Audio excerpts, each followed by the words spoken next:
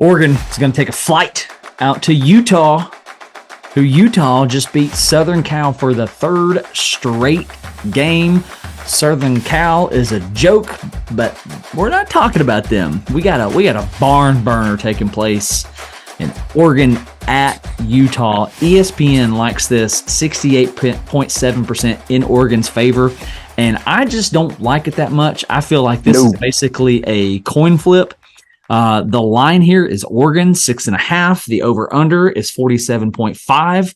And it is a daggum shame, dude, that we are losing the Pac-12 because, respectively, arguably the best conference top to bottom, and we're losing it. You absolutely cannot argue that when you look at the bottom ends of every other of the four other Power 5 conferences. The bottom ends are atrocious. Yeah. The bottom end of the Pac-12 ain't bad, man. And it's almost a conference where anybody can beat anybody, every week. Yeah, for sure. Look at Washington and Arizona State last week. Dude, for sure. What was that? Washington's only touchdown was found on like a 99-yard pick six. Like, what is this mess? What yeah, dude. 2007, go back to your hole and crawl back in it. What in the world? Die. You can go back and die. And what's fascinating is Utah playing without Cam Rising, man. Like, and winning, dude. You have got to like them going forward in the Big 12, right? In the future seasons, you got to like this scenario. You've got to like this scenario. There's not an inch of room for me to respect Utah anymore.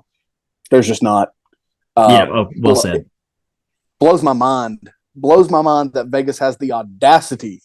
And I can see Oregon winning this game by a touchdown, even by a little bit more. But it blows my mind that Vegas has the audacity to make them a touchdown underdog at home in a primetime 3:30 slot. And I understand. I hear you. The weapons that Oregon has, the balance, the beautiful offensive balance that Oregon has. I've talked about this. I've been someone that's been so down, so reluctant to really jump much higher on Bo Nix. I'm going to ride with him because he's starting to prove me wrong when it ultimately comes to previewing this game. But it is outright disrespectful to Utah. Doesn't help Oregon a bit to make Utah a touchdown underdog at home. That I bet Oregon has got some serious complaints with that. But yeah, respect through the roof for Kyle Whittingham. Oh, for sure. I'm glad you mentioned Bo Nix. 19 touchdowns, 1 pick. I don't care if you're in the SEC, that's legit. If you're in the ACC, 19 touchdowns, 1 pick, that's legit. The Big Ten, I don't care where you're. I don't care if you're playing high school ball. 19 touchdowns to 1 pick is stellar, and he's got a hair over 2,000 yards. I want just for a second, Bo Nix in the right place. Is he an NFL quarterback? The right place. Let me think about it. Yeah, because the place is like San Francisco. I can play quarterback for San Francisco. That's a given. That's a given that most of us could. Detroit, I think, with what they're doing with Jared Goff, there's absolutely a couple of homes out there for him. I don't think it's just every team or anything like that. I don't think he's a certainly not pick, but absolutely there's homes out there for him. Seattle, I could see Seattle. I know there's obviously a current connection of the state that they play ball in. But yeah, I could absolutely see him doing some things out there. I never expected them to do what they did with Russell Wilson, resurrecting Geno Smith. Look at them. Look at the things that they do with quarterbacks. You mean just the Northeast, right? Because Oregon and Seattle are different. Just the Northwest in general. Okay. Confusing my states there. Gotcha. Geography's been a long time ago. Don't think about it much now. I think the formula, if you're Utah, is continue just to be who you are. And that is physical, that is scrappy. And that's a bit of an identity that Oregon has taken on. Scrappiness, under Dan Lanning, like he wants you to play physical, tough. That's a guy, if for whatever reason Heupel didn't work out, I'd want to be all over. I'm in love with Dan Lanning. So I I love the time slot for this game. I love that it's at 3:30. I'm going to get to catch it. I'm probably going to be interested way more in this one than I will be the cocktail party. Just because I think you could be staring at like an overtime barn burner with this one.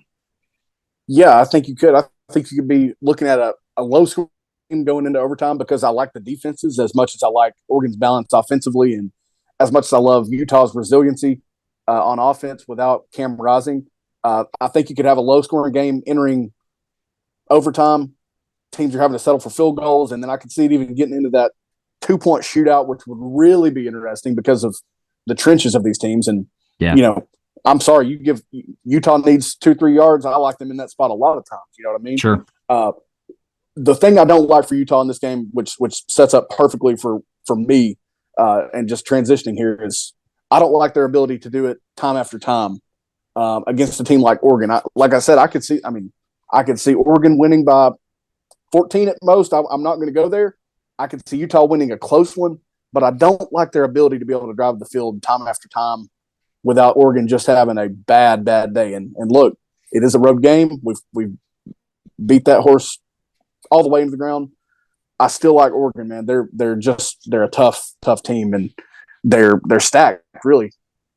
I still like Oregon too, but if you take this exact same Utah team and you change their branding, you slap blue and gold on them, UCLA, you slap cardinal and yellow, USC, I guarantee you're looking at them different. Because I guarantee you this entire segment, everyone who has listened to this, even you, has forgotten 2-time Pac-12 champions. Yeah, I mean, it's easy. It's easy to forget about because Utah. They don't, and they don't get the publicity of any of the California schools of Oregon right now. They don't get it. Right. Here's what Utah's going to do. They're going to defend exceptionally well, and they're just going to find ways to move the chains. They're just going to figure it out. That sounds ignorant of me to say. It sounds like I'm shooting for the hip, but it's just kind of what they do. They don't really have an MO. They just, and this is what good teams do. They just find ways to score points. They find ways to move the chains. There's a couple of numbers that jump off of the page for me, and it's in the yards allowed category for both teams. Yards allowed Oregon, 312 yards per game. Yards allowed Utah, 295 yards per game. Keep in mind, Oregon has played Washington. Utah has played USC. Passing yards allowed, 217.4 for Oregon, 217.4 for Utah. Keep in mind, Utah has played Southern Cal. Oregon has played Washington. Here's a big difference maker right here. Oregon rushing yards allowed, 95.1, under 100 yards allowed per game. Utah's like, hold my beer, 78 rushing yards allowed per game. That could be a difference maker. Still going to ride with Oregon, but that's nasty. I think the question is, can Utah keep Bucky Irving in check?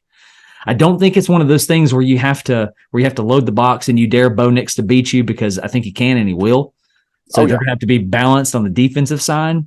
But run fit well, tackle well in the open field, which is what you do. You do these things exceptionally well. Don't allow Oregon to turn 2 yards into 15. Like, keep it at 2, keep it at 3.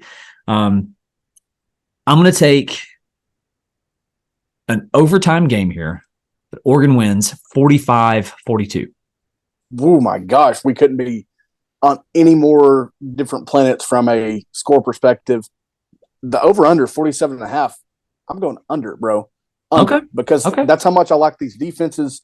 That's how much Utah's offense really, really needs their quarterback. They're QB1, because they've clearly made do without QB1, but that's how much they'll need him in a spot like this. I'm going to go, it's a close one throughout. Maybe Oregon pulls away the distance that you'll see in just a minute at the end in the fourth quarter. Maybe Utah just finally runs out of gas because their defense has been on the field so many times, et cetera. Yeah. I'm going to go Oregon 24, Utah 14. 24-14 in Oregon's favor. I guess I just like for the top to blow off, man. I mean, which I would be so here for it. I just don't see it, but I would be so here for it. Well, I'll say this. Nobody saw Washington having no offensive touchdowns against Arizona State. So, again, what is 2007? Like, What is this year? What is this year? It's very unfortunate is what it is. Yeah, no kidding. All right, well, nonetheless, we're both going to take Oregon. I'm going to take Oregon in a shootout. You're going to take Oregon in a good old Big Ten West matchup. Nonetheless, we're both taking the Ducks to get the road Pac-12 win. Wow, couldn't find words there. Against Utah. We're both taking the Ducks.